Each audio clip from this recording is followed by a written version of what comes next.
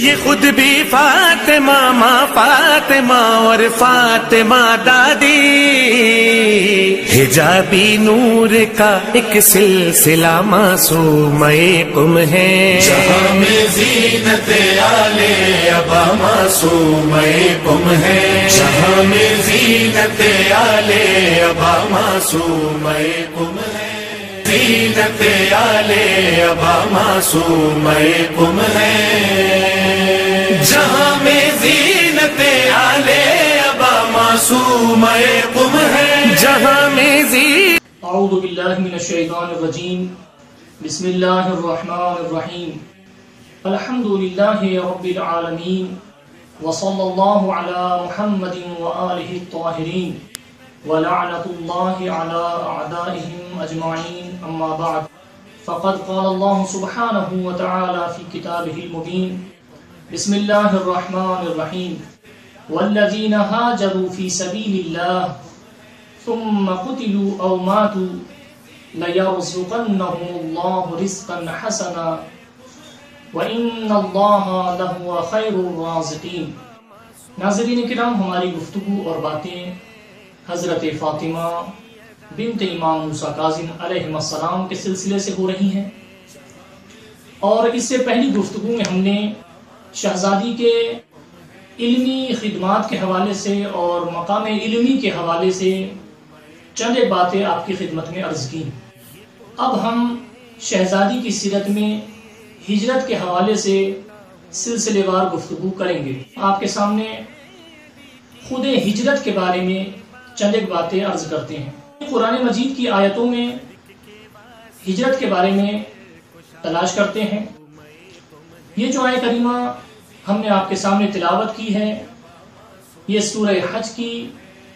آیت نمبر 58 ہے۔ اس میں ارشاد ہوا والذین ہاجروا فی سبیل اللہ، جن لوگوں نے اللہ کی راہ میں ہجرت کی اور اپنے وطن کو چھوڑا، پھر قتل ہو گئے یا انہیں موت آ گئی، تو یقیناً اللہ انہیں اچھی روزی عطا کرے گا، اور بے شک اللہ بہترین روزی دینے والا ہے۔ اور سورہ آل عمران کی آیت نمبر 195 میں ارشاد ہوا بسم اللہ الرحمن الرحیم، فاستجاب لهم ربهم انی لا اضیع عمل عامل منکم من ذکر او انثى بعضکم من بعض فالذین ہاجروا واخرجوا من دیارهم وَأُوذُوا فِي سَبِيلِي وَقَاتَلُوا وَقُتِلُوا لَأُكَفِّرَنَّ عَنْهُمْ سَيِّئَاتِهِمْ وَلَأُدْخِلَنَّهُمْ جَنَّاتٍ تَجْرِي مِنْ تَحْتِهَا الْأَنْهَارُ ثَوَابًا مِنْ عِنْدِ اللَّهِ وَاللَّهُ عِنْدَهُ حُسْنُ الثَّوَابِ۔ اس آیت میں ارشاد ہوا تو خداوند عالم نے ان کی دعا قبول فرمائی کہ میں تم میں سے کسی عمل کرنے والے کے عمل کو چاہے مرد ہو یا عورت ہو ضائع نہیں کروں گا، برباد نہیں کروں گا۔ تم سب ایک دوسرے کی جنس سے ہی ہو، تو جنہوں نے ہجرت کی ہو اور اپنے گھروں سے نکال دیے گئے ہوں اور میری راہ میں انہیں ایذائیں دی گئی ہوں اور جنگ کریں اور مارے جائیں، تو ان کی غلطیوں کی تلافی کروں گا اور انہیں ان جنتوں میں داخل کروں گا جن کے نیچے نہریں جاری ہوں گی، اللہ کی طرف سے ثواب کے طور پر، اور اللہ کے پاس ثواب کے بہترین سامان ہیں۔ آئیے ان دو آیتوں کے حصوں میں غور کرتے ہیں۔ پروردگار عالم نے ان دونوں آیتوں میں ہجرت کے حوالے سے کچھ باتیں عرض کی ہیں، اور کلی طور پر جب ان آیتوں پر ہم غور کرتے ہیں تو جو باتیں ان آیتوں سے واضح ہوتی ہیں ان میں سے کچھ اس طرح سے ہیں۔ پہلی بات یہ ہے کہ دعا کے ساتھ ذکر اور فکر کرنے کی ضرورت ہے۔ وہ دعا قبول ہوتی ہے کہ جس دعا کے ساتھ تلاش و کوشش ہو اور عمل کیا جائے۔ اللہ نے دعا کے قبول کرنے کا اعلان کرنے کے ساتھ ساتھ یہ بھی واضح کر دیا کہ آخرت کا بہترین صلہ جو تم چاہتے ہو وہ بغیر عمل کے ملنے والا نہیں ہے، یعنی دعا کے ساتھ عمل کی بھی ضرورت ہے۔ اگر دعا میں حضور قلب اور جو باقی دعا کے شرائط ہیں وہ پائے جائیں تو پروردگار ضرور دعا کو قبول فرماتا ہے۔ اس کے علاوہ کوئی بھی عمل جو کیا جائے وہ ایسا نہیں ہے کہ جس کا بدلہ نہ ہو، یعنی ہر عمل کا کچھ نہ کچھ بدلہ ضرور ہے۔ ان آیتوں کے وہ حصے جو ہماری بحث سے ربط رکھتے ہیں وہ یہ ہیں کہ جو لوگ مرد اور عورت کے درمیان بطور کلی فرق سمجھتے ہیں اور عورت کو بالکل مرد سے الگ سمجھتے ہیں، ان کے لیے واضح طور پر فرما دیا گیا کہ عورت تمہاری ہی جنس سے ہے، یعنی تم عورت کو الگ مت سمجھو، عورت بھی تمہاری ہی جنس سے ہے، لیکن ہاں فقط چند فطری تقاضوں کے علاوہ عورت اور مرد کے درمیان کوئی فرق نہیں ہے، دونوں برابر ہیں۔ اللہ کی نظر میں بڑے مرتبے تک پہنچنے کے لیے عورت اور مرد کے درمیان کوئی فرق نہیں ہے، عورت اور مرد دونوں برابر ہیں۔ ناظرین، ہم نے اس سے پہلی گفتگو میں جو آیت تلاوت کی تھی اس میں بھی ارشاد ہوا تھا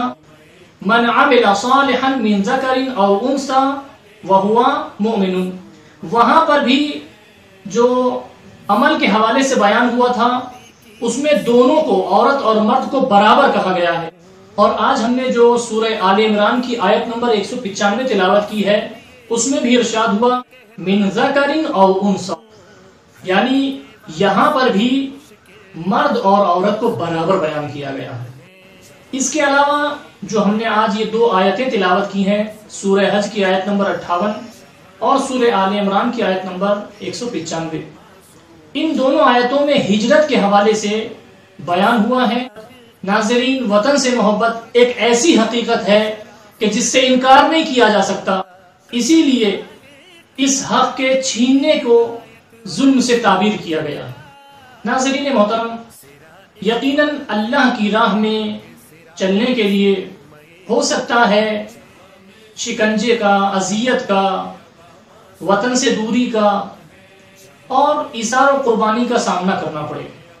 لیکن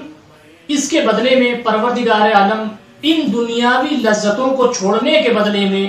آخرت میں ہمیشہ باقی رہنے والی نعمتیں اور ہمیشہ باقی رہنے والی لذتیں عطا فرمائے گا۔ جہاں تک ہجرت کی بات ہے تو اگر آپ غور کریں تو اسلام سے پہلے بھی ہجرت پائی جاتی ہے۔ اسلام سے پہلے جو انبیاء کرام ہیں، بزرگان ہیں اور اللہ کے صالح بندے ہیں، انہوں نے ہجرت کی ہے۔ ہم آنے والی بحثوں میں انشاءاللہ معصومہ قم کی ہجرت کے بارے میں عرض کریں گے۔ دیکھیے، اسلام میں جہاں مردوں نے ہجرت کی ہے وہیں پر عورتوں نے بھی ہجرت کی ہے۔ جن عورتوں نے ہجرت کی ہے ان میں سے ایک نام ام کلثوم کہ جو زید بن حارثہ کی زوجہ ہیں، ان کی ہجرت اور ان کی پیدل ہجرت کرنا۔ جہاں تک معصومہ قم سلام اللہ علیہ کی مدینے سے خراسان کی طرف ہجرت کرنے کا سوال ہے تو آخر میں مختصراً عرض کریں انشاءاللہ اس سلسلے میں باقی گفتگو ہم آنے والی بحثوں میں کریں گے۔ جس وقت 200 ہجری میں مامون عباسی نے امام رضا علیہ السلام کو خراسان بلوا لیا تو اس کے بعد 201 ہجری میں شہزادی معصومہ قم سلام اللہ علیہ نے بھی خراسان کی طرف ہجرت کرنے کے ارادے سے اپنے کچھ عزیز و اقارب کے ساتھ مدینے کو چھوڑنے کا فیصلہ کیا، اور شہزادی اپنے کچھ عزیزوں کے ساتھ مدینے سے خراسان کی طرف نکلی، لیکن راستے میں حالات ایسے پیش آ گئے کہ جن کی وجہ سے شہزادی کو قم جانا پڑا۔ شہزادی نے اس ہجرت کے اندر، شہزادی کی جو یہ ہجرت ہے، اس ہجرت کو ہم جب دیکھیں گے اور جن راستوں سے شہزادی نے ہجرت کی ہے ان راستوں کے اندر شہزادی کی تدبیر اور شہزادی کی فکر اور شہزادی کی دور اندیشی سمجھ میں آتی ہے۔ شہزادی نے جن راستوں کا اختیار کیا ہے اس کی وجہ کیا ہے، کس لیے ان راستوں کا اختیار کیا، اور کس طرح سے شہزادی کی یہ ہجرت تھی اور اس کے آخر میں کیا ہوا، انشاءاللہ آنے والی گفتگو میں اس بات کو بیان کیا جائے گا۔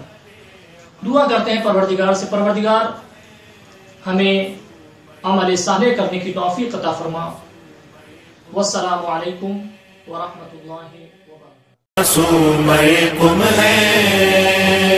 جہاں میں زینت آلے ابا، معصوم قم ہے جہاں میں زینت آلے، یہ خود بھی فاطمہ ماں فاطمہ اور فاطمہ دادی، حجابی نور کا ایک سلسلہ معصوم قم ہے۔ جہاں میں زینت آلے ابا، معصوم قم ہے جہاں میں زینت آلے ابا، معصوم قم ہے۔